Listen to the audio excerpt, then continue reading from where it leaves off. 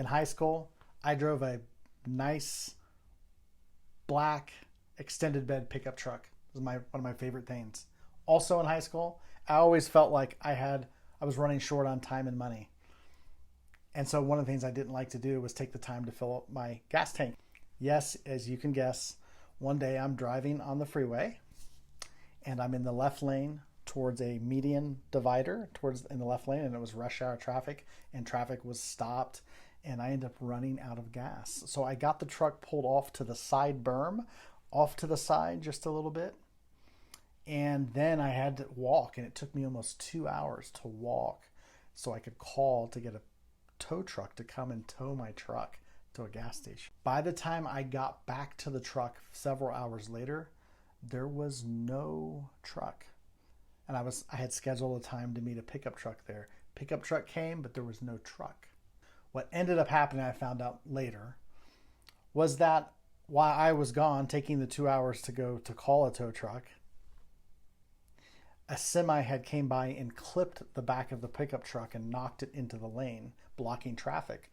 So the police were called, and the police called their tow truck, which then hooked up my tow truck, and they just drug it on the back two, like they hooked up the front and they pulled it on the back two wheels.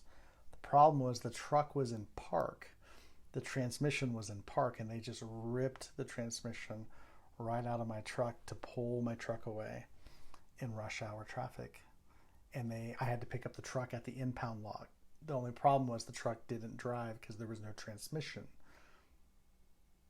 So I went from not wanting to spend a little bit of extra time and a little bit of extra money filling up the gas tank to needing to get my truck out of an impound lot. It now had a gash on the back end because it was hit by a semi, and I had to replace the transmission. That was a very expensive day.